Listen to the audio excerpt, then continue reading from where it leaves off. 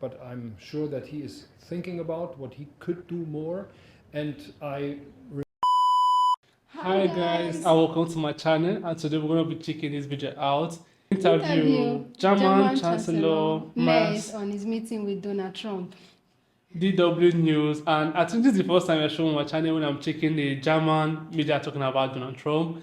It's been like a series on my channel. I've been like checking them up, and this is the first time I'm inviting her over to see. Yeah. Stick around to the end, like, subscribe, share, and let's get right into it, guys. German Chancellor Friedrich Merz is with me now. You're coming straight from your first in-person meeting with Donald Trump. You clearly had a rapport there, but you had an in-detail meeting with him afterwards. Did you get any concrete commitments on Ukraine after you reminded him that the United States will make a difference there? Indeed, we talked intensively about several issues. One of those was Ukraine and this terrible war on Ukraine from Russia. We talked about trade and tariffs.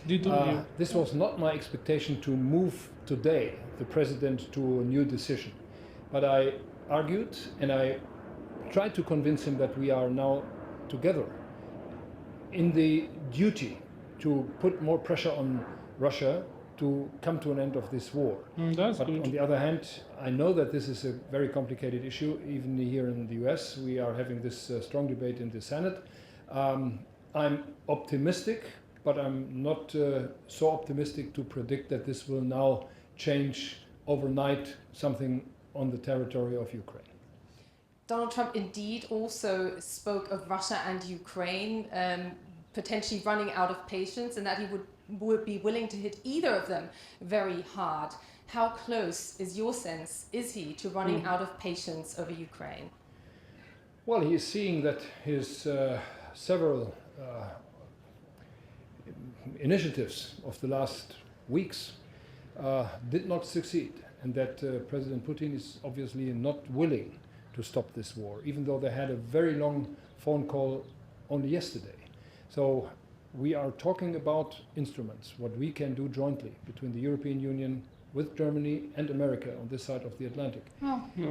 I don't have an answer today, but I'm sure that he is thinking about what he could do more, and I reminded him that America always was in charge globally to put pressure on those who are going to war, and it's the 6th of June tomorrow, so-called D-Day, when the Americans invaded Europe to stop the war in Europe in 1944. This could be a similar historic situation, not with military actions, but with pressure on Russia to end this war. And he clearly appreciated that historic You know what's funny? We were just reacting to Sabaton, and I was actually talking about this 1944. So it was actually a day where the war in Europe was Put to an stopped. end, All of Europe.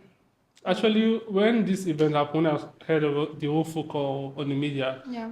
Remember, I told you, like, okay, the war is coming to an end, like everything, this whole scandal is coming to an end. So I'm still surprised how is everything still playing out to go on today. Let me listen to what he's going to say. And trade was the other sticking point. He keeps saying that he loves tariffs. Few else do, not even the US markets. How close is he to feeling pressure that this could also harm the United States? Well, we are working within a very tight time schedule. We would like to see an agreement within the next couple of weeks. We still have some time until beginning of July. This is the deadline the American government has set. This is an issue which is not just on the German side to be resolved. We have to coordinate that within the European Union. We are doing that. I will go back to Europe and talk to my European colleagues on that. And we are trying to make proposals how to overcome the situation. High tariffs is not in our interest, and I'm trying to convince the US government, especially the president, that we should come to a solution. The way everybody actually reacted to this tariff stuff was like, huh? Like, actually, is It's it not going actually to solve necessary? anything. Instead, it's going to affect the citizen, the people. I feel it's going to change prices on the markets because Yeah. actually with tariff increase price because I can't be paying high tariff and still giving you the same goods Value, at the the same same. price. So I have to put an interest for me so that you will pay it. This thing especially is that when they increase the tariff, it's not affecting the government, No, right? the, It gov- affects the the government is citizen. actually gaining from it. It's Yeah. actually the citizens that actually feel the heat of it. And even with the whole war that is going on in the both countries, is not the government will not actually feel it that much, I don't. even I if feel they like do. actually this But is not it's the the. citizen that To will. me, I feel this is not actually the best time for this whole tariff. No, Like it's there's a not. lot of conflicts and that actually affecting global price of things. Putting the tariff is actually not the best move at this point in time. Even though you want to put it anytime, this is not actually the best time. So I don't see it as a good Because move. people are surviving. They're at the Actually, surviving mode right now. So putting the tariff is like hiking price. This will take a while. How will you measure whether this meeting made a real difference? I will measure that with regular meetings and phone calls and concessions on both sides and the willing to have an agreement. And this is my takeaway from today. He is really willing to have an agreement on trade. And if we could achieve that within a foreseeable period of time, we would have achieved much more than former governments on both sides of the Atlantic did.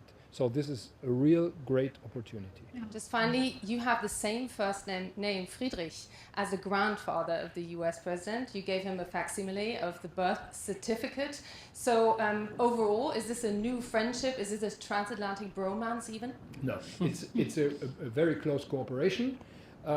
We met for the first time ever today in our capacities as leaders.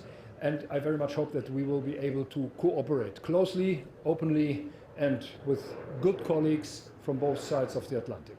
Chancellor Merz, thank you very much. Thank you. Actually, right now, we're actually watching this whole interview play out in real life. And you notice he said they're waiting till July. Actually, we're in July. we are in July. So actually, we're watching to see how it will play out to be. Because we can only hope at this point. Yeah, we can only hope for the best. Actually, because And our prayer is that the whole of the chaos, the whole of the things that is going on between Ukraine and Russia should just come to a halt, so that lives can go on. Yeah. People can actually live their life and become what they want to become.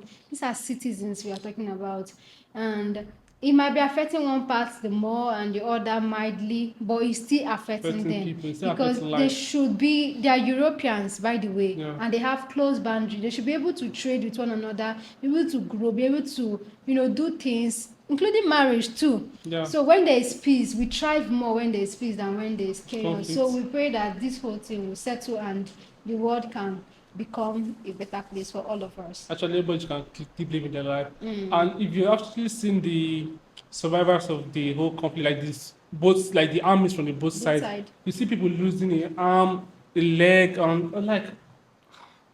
like what the hell? Like I wish everything would just come to an end.